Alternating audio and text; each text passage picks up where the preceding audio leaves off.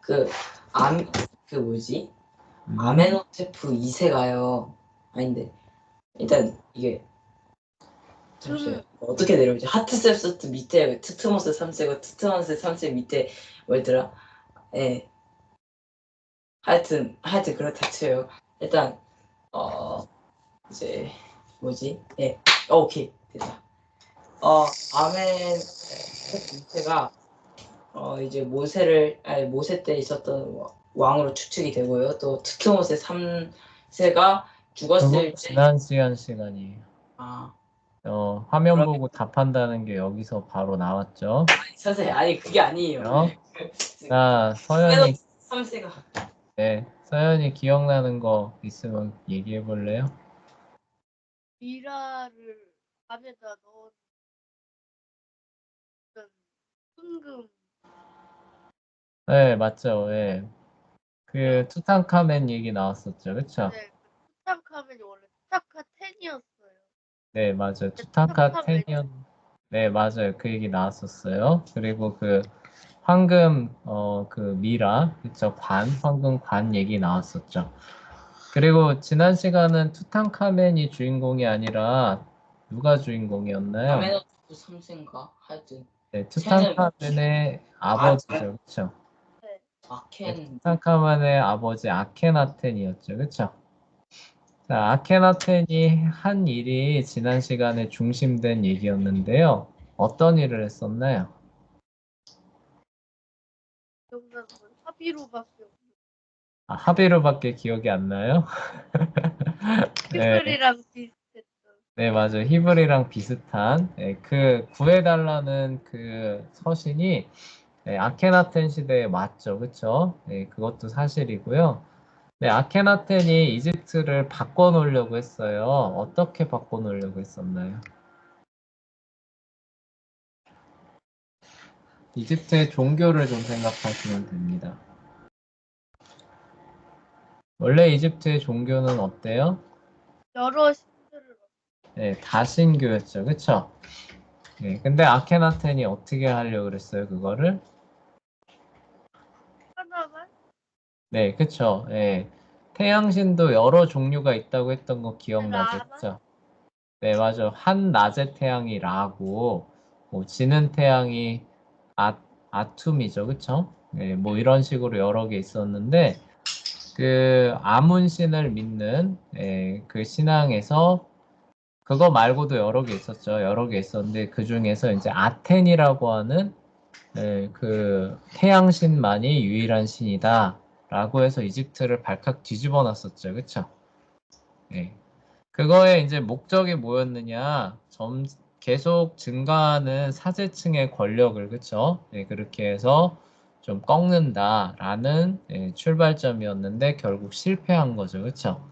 네, 그게 바로 다음 파라오의 이름도 투탕카텐에서 투탕카멘으로 바뀌는, 그쵸?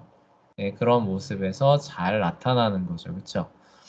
네, 그리고 아까 얘기했던 그 합의로 관련된 얘기들도 지난 시간에 했었습니다. 그래서 이 얘기가 이렇게 나왔었죠. 자, 그리고 이제 그 다음에 람세스 2세로 넘어가 볼게요. 그리고 이제 그 맨 끝에쯤에 그 얘기도 했었죠. 그 세속 역사가들은 모세가 아케나텐을 벤치마킹한 거다라고 하는데 실제로 알고 보면 뭐예요? 아케나텐이 모세를 벤치마킹한 거죠. 그쵸? 네, 그랬다가 폭망한 네, 역사다. 이렇게 보시면 돼요. 자, 람세스 2세로 넘어가 볼게요. 그 이후에 아케나톤 시대 이후에 역사가 어떻게 흘러갔냐면은 사제층이 이제 그 권력 다툼에서 승리를 하게 됩니다. 그러니까 뭐 수도도 옮기고 뭐 그다음에 자기 이름도 바꾸고 그다음에 파라오의 이미지도 재설정하고 막 하면서 새로운 이집트를 만들어 보려고 노력했는데 결국 그 싸움에서 패배하고 사제층들이 오히려 권력을 더 갖게 되는 거예요. 그래서 아케나톤 뒤에 즉위한 투탕카멘의 이름을 투탕카텐에서 투탕카멘으로 바꾸는 거죠. 그렇죠? 투탕카가 살아있는 현현이라는 뜻이니까 아텐신에 살아있는 현현이라고 하는 파라오의 이름을 아문신에 살아있는 현현이다라는 이름으로 바꿔버릴 정도로 사제층들의 권력이 회복이 됩니다. 네, 그러니까 파라오는 당연히 어떻게 해요? 그 뜻대로 움직이게 되고요. 그렇게 되다 보니까 이제 파라오 왕실이 점점 힘을 잃고 결국 왕조가 바뀌게 돼요. 아케나톤의 직계 자손들은 이제 파라오 자리에서 이제 사라지는 거고요. 그 호레맙이라고 임명한 사람이 원래 군사 장교였는데 그 군사 장교 중에 하나를 어떤 신을 섬기는 사제로 임명을 했대요. 그게 람세스 1세라고 해요. 네, 그 람세스 1세가 호레맙이 죽고 나서 파라오로 즉위하면서 그 왕조가 한번 바뀌게 됩니다. 그리고 람세스 1세의 손자가 이제 람세스 2세가 되는 거거든요. 그래서 아케나톤 이후로 한 100년 정도 시간이 이렇게 지나간 거예요. 그리고 약간의 그런 혼란기에 해당하는 그런 시간 가운데서 어떤 일들이 일어났느냐? 사제층의 권력이죠, 그렇죠? 사제층의 권력이 더욱더 강해지는 그런 모습이 나타나고요. 람세스 2세 같은 경우는 이제 그 약간의 혼란기를 이제 수습을 하면서 나라를 더 강대하게 했는데 나라를 강대하게 하는 과정에서 이 기존의 사제층의 권력을 더 강화시켜 줍니다. 오히려 인정해 주는 거죠. 그러니까 나라가 겨우 혼란을 벗어나서 조금 강대해질 것 같은데 여기서 다시 사제층의 권력을 건드리면 어떻게 돼요? 다시 혼란기로 갈 것 같으니까 오히려 사제층의 그 기득권들을 인정해주고 보장해주는 그런 식의 정책을 펴는 거예요. 그렇게 해서 한동안 번영기와 그 나라의 강성함을 유지하는 그 군주가 람세스 2세입니다.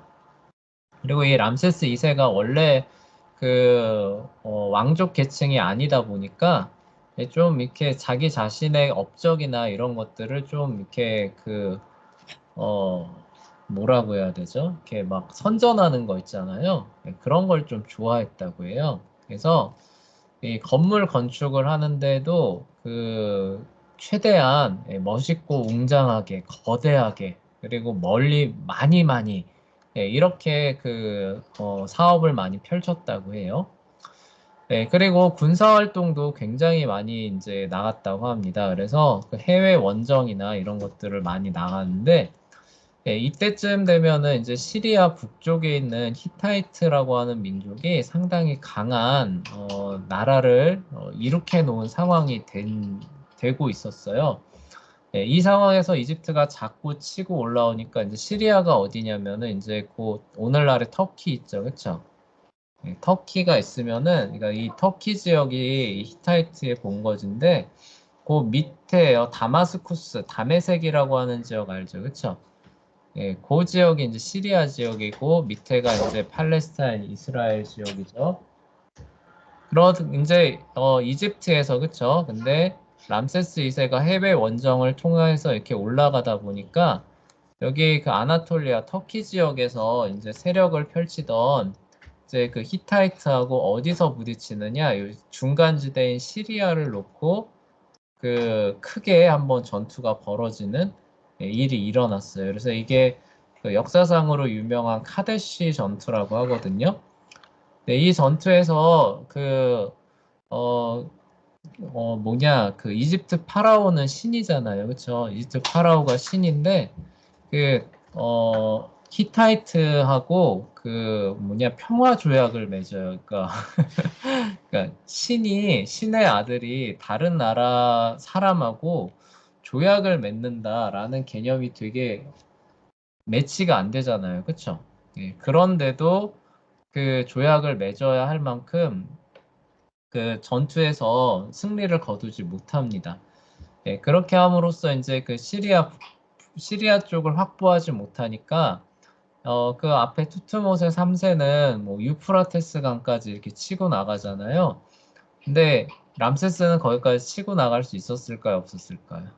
못 치고 나갑니다. 그래서 잘 해봐야 그냥 팔레스타인, 그쵸? 레반트 지역이라고 하죠. 그 지역에서만 이렇게 머무는. 그러니까 군사활동 측면에서 봐도 고대 파라오랑 비교하면은 막 그렇게까지 엄청난 업적을 거두지는 못하는 거예요. 그래서 가나안 지역 정도만 패권을 확립했다. 예, 그리고 이제 해군도 잘 활용할 줄 아는 군사 전략상으로 뛰어난 모습도 보여줬지만 업적의 측면에서 보면은 이제 히타이트하고 비긴 건데 이게 비겼다라고 말하기도 좀 그래요. 예, 좀 비기긴 비겼는데 하여간 역사상 이집트상에는 그런 일은 없었던 거죠. 그렇죠? 예. 그런 식으로 이제 발을 빼는 형태로 이제 비겼기 때문에 그렇게 그래요. 그저 그냥 하여간 그렇다 수준인데 이거를 근데 이런 막 건축 막 엄청나게 하면서 자기 업적을 막 과시하는 그쵸? 그런 건 또 엄청나게 많이 이집트에 깔아놓습니다. 그리고 그 정도 수준에서 멈춘 게 아니라 그 자기가 가장 위대한 파라오라고 생각했는지 그 이전에 그 건물에 지어져 있는 파라오 이름 있으면 그거를 파냅니다. 그걸 파내고 그 자리에 자기 이름을 세워놓은 거예요. 그러니까 마치 그게 자기가 세운 것처럼 보이게, 그쵸? 그러니까 모든 좋은 건 다 뭐라는 거예요? 내가 했다는 식으로. 네, 그렇게 선전하는데 자기 과시를 하는데 그 주력했던 그런 이제 파라오가 됩니다. 근데 어쨌든 혼란기를 어느 정도 수습을 했기 때문에 이집트가 내적으로는 부유한 그런 상황이 됐고, 그다음에 해외 군사 활동을 할 수 있을 정도로 그쵸? 군사력도 회복한 그 정도 의미는 이제 있는 파라오가 되는 겁니다. 네, 그리고 이제 파라오 중에서 이게 참 엄청나죠. 100명의 아들과 50명의 딸을 두게 되는 파라오가 되요. 자, 이렇게 자녀를 많이 낳으려면은 아내 한 명으로 될까요? 안 될까요? 어림도 없죠. 그러니까 이게 첩들을 그만큼 많이 뒀다는 얘기예요. 그리고 그 첩한테서 100명의 아들과 50명의 딸을 이제 얻게 되고 이후에 파라오는 대개 다 람세스 2세의 이제 자녀들 중에서 이제 파라오에 오르게 되는 겁니다. 자, 그런 이제 발자취라고 해야겠죠. 업적이라기보다는 신왕국 시대 때 그러니까 파라오 하면은 대부분 다 누구 계통인 거예요? 람세스 2세 계통으로, 그렇죠? 그리고 오늘날에 있는 이집트에 어떤 유적을 발견했다. 그러면 대부분 누구 이름 나오는 거예요? 람세스 2세 이름 나오는 거예요. 네. 그게 원래 그 사람 게 아니더라라고 한다 할지라도 그렇다는 거예요.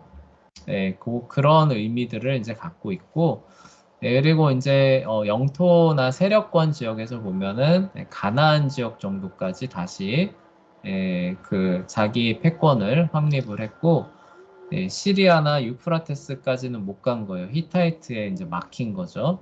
그런 사람이 람세스 2세가 되는데, 자, 어쨌거나 이집트에서 이렇게 제왕적으로 군림할 수 있었던 좀 마지막이 좀 그렇긴 했죠. 히타이트랑 이제 평화조약을 맺었으니까 약간 좀 위신이 깎이기는 했지만 그래도 신의 아들이다라고 이렇게 과시하면서 그게 먹힐 만큼의 위엄을 자랑했던 이집트의 그 파라오 중에서는 람세스 2세가 마지막이 됩니다. 그 이후부터는 이제 이집트가 쇠락하기 시작하는데요. 왜 그렇게 쇠락했는지 이 7번 부분에서 살펴볼게요. 람세스 2세는 이집트를 부강하게 하기는 했어요. 그러니까 혼란을 수습하고 나라를 부강하게 하기는 했습니다. 근데 문제가 뭐냐면은 아케나톤이 이제 사제 계층이 너무 많은 권력과 부를 갖고 있어서 그거를 이제 타파하려고 유일신교를 사실 제창하는 거잖아요. 들여오는 벤치마킹 하는 거잖아요. 그런데 이제 그것 때문에 나라가 혼란해졌다라고 판단한 람세스 2세는 어떻게 했냐면은 그 혼란을 잠재운 다음에 사제계층에게 집중된 권력과 부를 오히려 더 몰아줍니다. 그러니까 문제가 어떻게 돼요? 더 심각해지게 되는 거예요. 그래서 람세스 2세의 뒤를 이은 람세스 3세 때 되면은 어떤 일이 벌어지냐? 그러니까 아케나텐 이시우 시대로 해서 이 람세스 2세가 한 60년 이상 통치를 한 것으로 여겨지거든요. 그러니까 한 160년, 170년의 시간이 흐른 거예요. 그럼 어떤 일이 벌어졌느냐? 그 부유한 이집트에서 평민들 중에 굶는 사람이 발생할 정도로 그 부가 쏠리는 거예요. 그러니까 지금도 미국에 가면은 미국에 노숙자들 있을 것 같아, 없을 것 같아요? 있어요. 그쵸? 근데 그 사람들은 사실 일하기가 싫어서 그런 부분이 많죠. 그쵸? 그 사람들도 일만 하면 얼마든지 할 수 있는데 이제 그렇게 하기 싫어서 좀 그런 경향이 있는데 여기는 그런 거예요? 아닌 거예요? 아닌 거예요. 그쵸? 열심히 일을 하고 나름대로 소득도 얻고 하는데 그걸 누가 다 가져가는 거예요? 사제들이 다 가져가는 거죠. 그쵸? 예. 그러기 때문에 먹을 게 부족해지는 평민들은 그쵸? 그런 식의 사회로 점점 이제 굳어져 가게 되는 겁니다.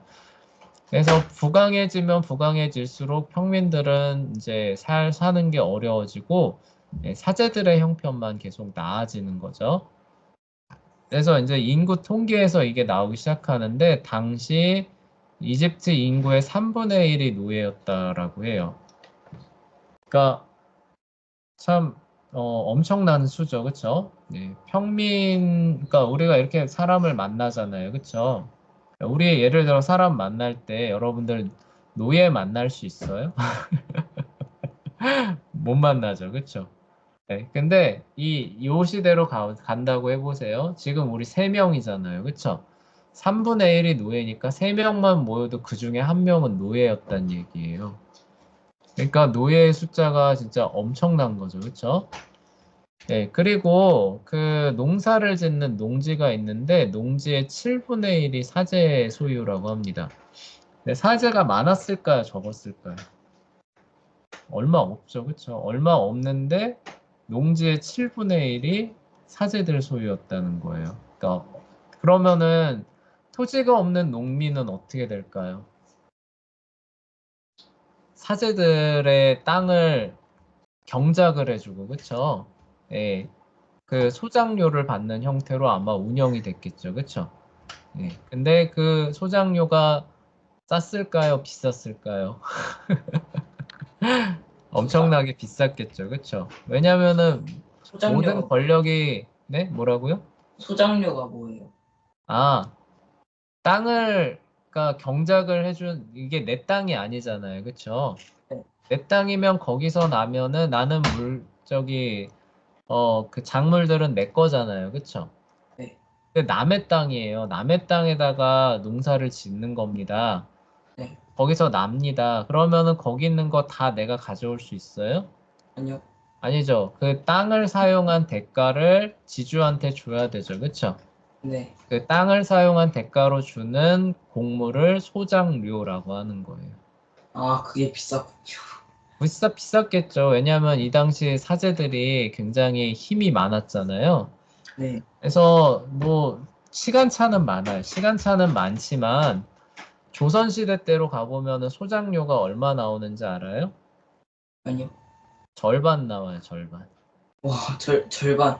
그러니까 그 땅을 빌려서 그 농사를 짓는 대가로 반은 땅 주인한테 줬거든요. 근데 절반 되게 높잖아요, 그쵸? 네. 근데 그 당시에 자 절반 소장료로 가져갈 테니까 우리 땅 경작해 줄 사람 하면은 줄 섰다는 거예요. 왜 죽였어요? 그게 낮은 거니까. 와, 무슨 그럼 얘기 절반 이상을 있어요? 가져왔어요? 절반만 가져가도 땡큐였다는 거예요. 아, 그러니까 저는 무려 절반이나 내가 얻을 수 있구나.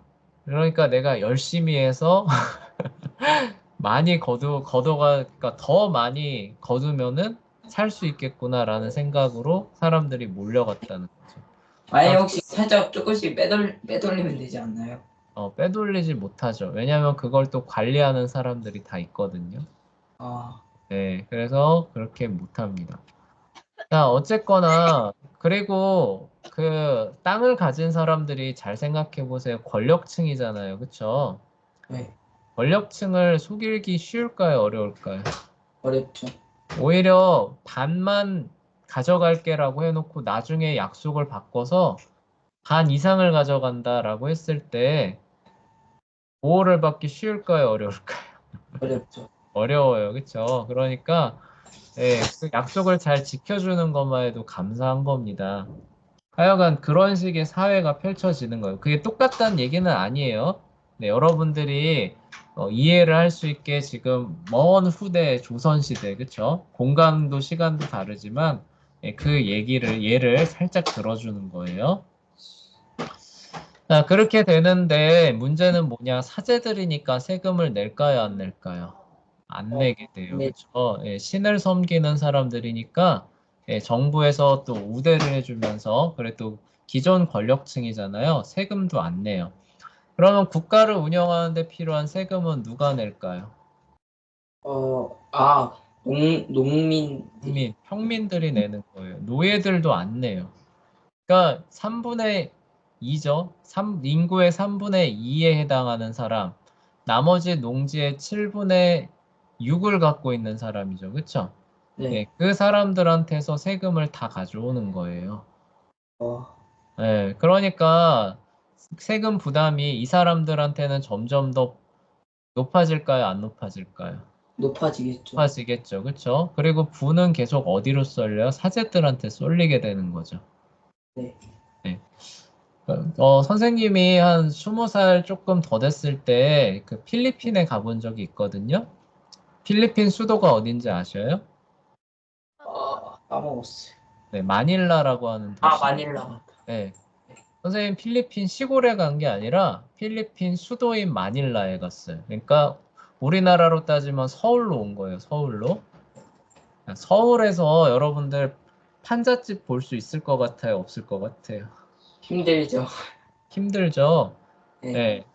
근데 마닐라에 가면은 이런 판자촌이 있어요. 그것도 어렵게 찾는 게 아니라 쉽게 찾을 수 있어요. 와, 안 믿어지죠? 어떻게 돼 수도, 있냐? 네, 수도에, 수도에 네, 있어요. 수도에, 거기. 수도에. 아, 근데 그게 이렇게 돼 있어요. 그게 되게 웃긴 게 여기는 완전 판자촌 허름해요. 네. 그래서 맨날 시궁창 물 흐르고 막 이래가지고 뭐 냄새 나고 되게 길도 포장 안 돼 있고 이런데 여기서 조금 더 나아가면은 여기는 마치 그 우리나라의 그 대형 쇼핑몰 있잖아요. 네. 뭐, 생각해야 될까요? 뭐, 어, 타워 같은. 네, 하여간 뭐 이렇게 그 주상복합 같은 거, 네. 아, 주상복합까지는 아닌데 거의 뭐 백화점식으로 되어 있는 대형 쇼핑몰 있거든요. 네. 네, 이게 여기에 이렇게 같이 서 있어요. 조금 더 나오면. 와, 이 같은 수도 안에서. 이거 차이가 나는 거 아니에요? 네, 이렇게 나요. 이게 왜 그렇게 나느냐면요. 필리핀의 부 80%를 그, 계층의 그 상위 계층 20%인가? 10%인가?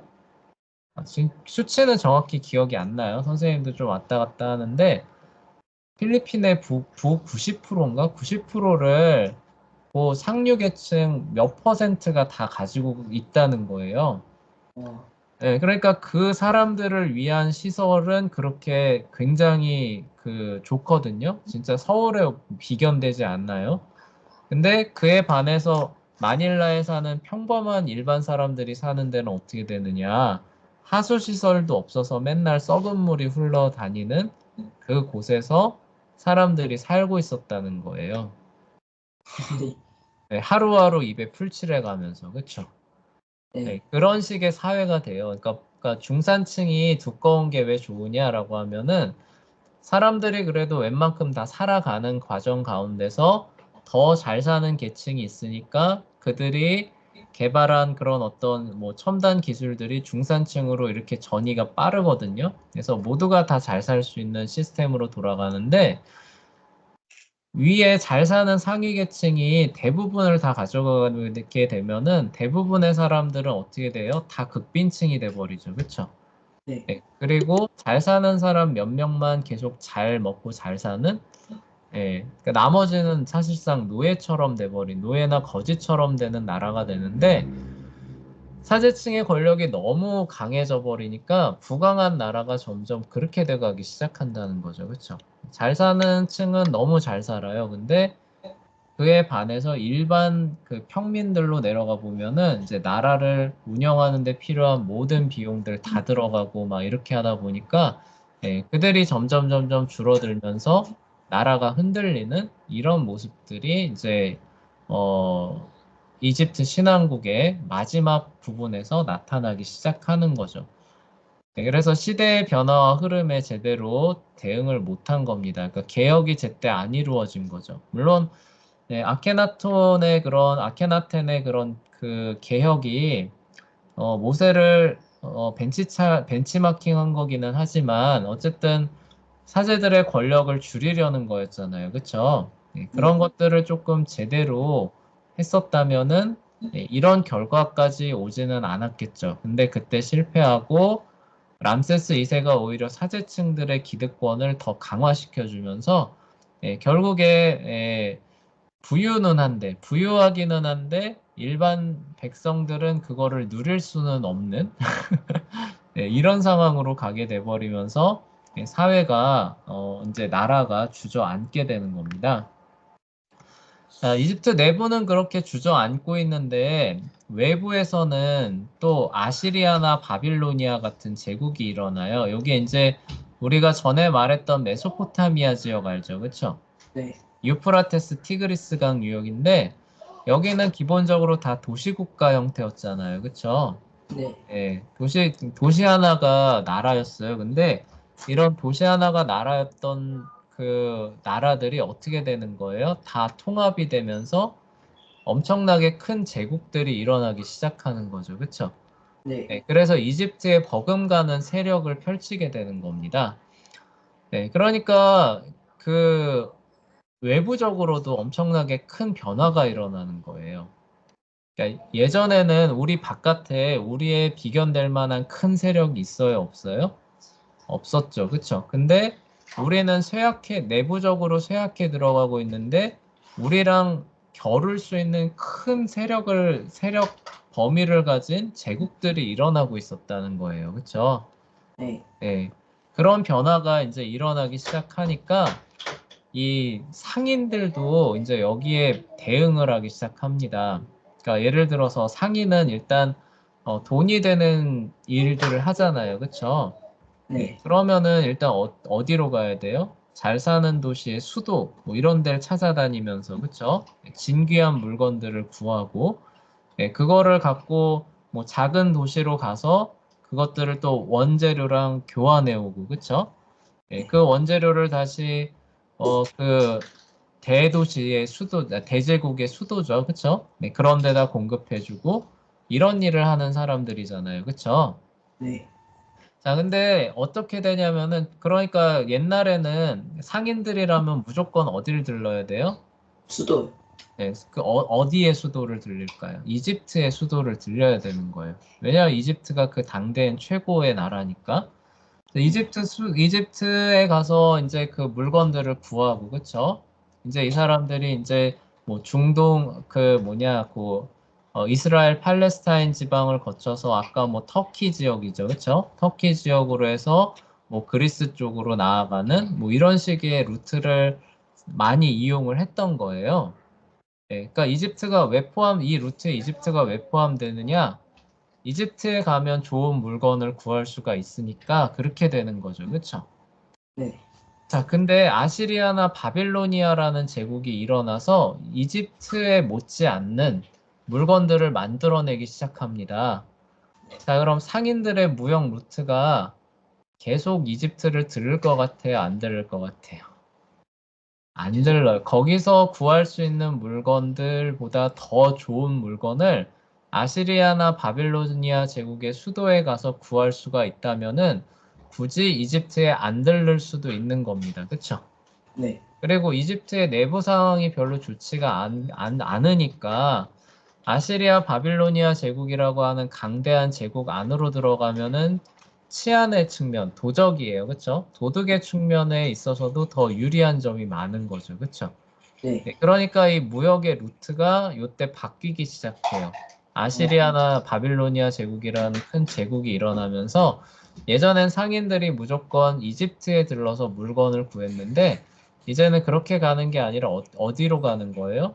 아시리아나 바빌로니아 제국의 수도로 가는 겁니다. 니느웨나 그다음에 거기 어디냐? 저쪽 있는데 바빌로니아 제국 수도 있는데 아시리아는 니느웨고 바빌로니아 제국 수도가 있는데 지금 기억이 안 나요. 네. 바빌로니아 제국 수도가 바빌론이었나? 네, 하여간 거기로 가서 물건을 구하는 겁니다. 그리고 이제 지중해 연안으로는 어떻게 나가느냐? 이제 카스피해나 흑해를 통해 나가게 되는 거예요. 그래서 이거를 이제 그림으로 표현하면 이런 겁니다. 이렇게 있고, 칩. 그리고 여기 이렇게 여기가 이제 그리스 되죠, 그쵸? 네. 그리고 여기가 이제 에게해, 얘기해요. 여기가 흑해, 여기가 이제 터키 지역의 아나톨리아, 그리고 여기가 시리아, 여기가 이제 가나안, 가나. 이집트 이렇게 되는 거고, 그리고 이제 여기 유프라테스, 티그리스 여기가 이제 바빌론, 이렇게 되는 거예요. 그러니까 옛날에는 상인들이 그리스, 흑해, 터키 어떻게 갔냐면은 여기서 배를 타고 여기나 터키나 시리아로 넘어오는 거예요. 그쵸? 혹은 가나안으로도 넘어오는 겁니다. 무슨 얘기인지 이해돼요? 네, 그리고 여기 있는 사람들이 어디로 내려가요? 이집트로 내려갑니다. 그쵸? 그러면 이집트에서는 뭐가 대기하고 있어요? 아프리카에서 나일강 타고 이렇게 내려온 물품들 기다리고 있죠. 그쵸? 네. 이해되죠? 그쵸? 그래서 이집트에서 또 그리고 여기 이집트로 여기 그리스나 이런 데서 건너온 물건들이 다시 나일강 타고 내륙으로 들어가죠. 그쵸? 네. 네, 이런 식으로 무역의 중심지 역할을 이집트에서 한 거예요. 이게 기존의 무역 루트였다는 거죠. 그쵸? 네. 무슨 얘기인지 이해돼요? 근데 이집트가 그 역할을 점점 하지 못하게 되니까 여기 있는 사람들이 어떻게 가게 되느냐? 물론 터키나 시리아, 가나안으로 내려오기는 해요. 근데 여기서 이집트로 가는 게 아니라 어디로 가요? 바빌론으로 가는 거예요. 무슨 얘기인지 이해돼요? 네. 네. 바빌론으로 가서 이제 여기서 거래를 하는 거죠. 그리고 거래한 다음에 어떻게 가느냐? 그냥 이렇게 돌아가 버리는 거예요. 이렇게 돌아가거나 아니면 흑해를 건너서 가거나 이런 식의 무역 루트가 이루어지다 보니까 이집트는 어떻게 돼요? 가난했죠. 네, 소외되는 거죠. 그쵸? 네. 무역의 양이 어떨까요? 확 줄어들어 버리겠죠. 그쵸? 네. 네, 그럼 거기서 얻는 이득도 어떻게 되겠어요? 줄어들게 되겠죠. 그쵸? 네. 그리고 무역이라는 게 단순히 상품만 거래하는 게 아니라 무역로가 트이게 되면은 모두 왔다 갔다 할 것 같아요. 배. 사람도 왔다 갔다 하면서 문화나 지식도 유통이 됩니다. 무슨 얘기인지 알겠어요? 네. 네, 그러니까 문화와 그런 어떤 지식의 이 유통되는 중심지가 이제는 이집트가 아니라 어디가 돼버리는 거예요? 아시리아나 바빌론의 수도가 돼버리는 거죠. 그렇죠? 네. 그래서 그 중심축이에요. 세계가 돌아가는 패권 중심축이 예전에는 이집트에 있었던 거예요. 그러니까 무역의 중심지도 이집트가 됐었던 거고, 그러니까 어떻게 돼요? 이집트가 번성했던 거죠. 그렇죠? 네. 네, 근데 요때 이르러서 내부적으로는 쇠약해 가고 있는데 도시국가로 쪼개져 있던 메소포타미아 문명이 하나가 돼 버렸죠. 그렇죠? 네. 그러니까 이쪽으로 사람들이 몰려가면서 무역과 문화의 중심지가 이쪽으로 옮겨가 버린 거죠. 그렇죠? 그러니까 네. 자원이 여기에 쏠리는 거예요. 그러니까 이집트는 거기서 밀려나 가지고 약소국으로 전락을 하게 됩니다. 자, 그러니까 그 이후로 람세스 2세 같은 파라오가 나왔다는 거예요? 못 나왔다는 거예요? 못 나오게 돼요. 그래서 네, 이 이후의 이집트 역사는 어떻게 되느냐? 강대국이 나오면 항상 이집트를 쳐들어가서 이집트를 점령하는 역사가 계속 나와요. 아, 네, 이집트는 앞으로 계속 점령당하는 역사로만 나옵니다. 네, 그런 역사로 이제 진행되는 그 부분이 이렇게 나오는 거죠. 그렇죠? 그래서 이때 제대로 파라오들이 대응을 못한 그런 결과였다라는 겁니다. 자, 그럼에도 신왕국의 문명은 고대 이집트 문명에서 어떤 문명이에요? 가장 번영하고 가장 화려했던 그런 그 문명으로 평가를 받습니다. 예술적이고 호화로운 상품이 거래되는 중심지 노릇을 했어요. 언제까지요? 아시리아 바빌로니아 제국이 일어나기 전까지죠. 그렇죠? 네. 그리고 거대하고 웅장한 건물들 당연히 많이 지어졌고요. 그다음에 문학 작품들이 많이 지어집니다. 그리고 정부가 이런 문화를 중흥하기 위해서 작가들한테 보조금을 지급하기도 했다라는 내용이 남아 있다고 해요. 그러니까 오늘날에도 예술하는 사람들은 어때요? 배고프죠, 그렇죠? 네, 대중예술하는 사람 말고 네, 순수예술하는 사람 배고프죠, 그렇죠? 네. 네, 그걸 누가 사겠어요, 그렇죠? 네, 그러니까 나라에서 이제 그 예술하는 사람 지원한다고 막 이렇게 그 지원금 주기도 하잖아요, 그렇죠? 네, 네. 그거를 이집트에서도 그렇게 했다는 거예요. 그러니까 너희들은 먹고 살 생각하지 말고 뛰어난 그 예술 능력을 갖고 있는 사람은 뭐 하라는 거예요? 그대로 그걸 하라. 예술 활동만 해라. 이렇게 할 수 있게 생활 환경을 보장해 준 거죠. 그렇죠? 자, 그리고 잘 사는 귀족들이죠. 그렇죠? 장사하는 귀족들은 호화로운 연회를 계속 열고요. 이 연회에 그냥 아무거나 입고 가면은 환영받을까요? 못 환영받을까요? 환영 못 받죠. 못 받죠. 그래서 금팔찌, 가발, 보석과 같은 사치품들도 같이, 그쵸? 그 광범위하게 생산되고 유통이 됩니다.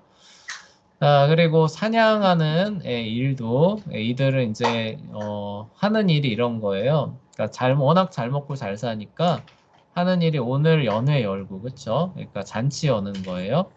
그 잔치를 위해서 열심히 치장합니다. 그리고 그 다음 날은 뭐예요? 그 사람들하고 사냥하러 놀러 나가는 거예요. 네, 이런 식의 삶을 살았다는 거죠. 그리고 아이섀도우를 칠했대요. 이때 콜이라는 안료로 이렇게 눈 여기를 까맣게 칠했답니다. 아, 여기가 까맣게 칠해지면 어떤 효과가 있는지 알아요? 그 야구 선수들 여기 밑에다 밑에 칠하죠. 네, 야구 선수를 밑에 칠하는 거는 눈부심을 방지하기 위한 건데, 요 눈 위쪽을 칠하면은 어떤 효과가 있냐면은 눈이 좀 이렇게 깊어 보이는, 들어가 보이는 효과가 있어요. 그러면서 눈이 좀 커 보이거든요. 네, 그래서 여자들 오늘날에도 그 색조 화장할 때 아이섀도우라 그래서 여기 약간 짙은 거 요 위쪽에 바르잖아요. 그쵸? 네.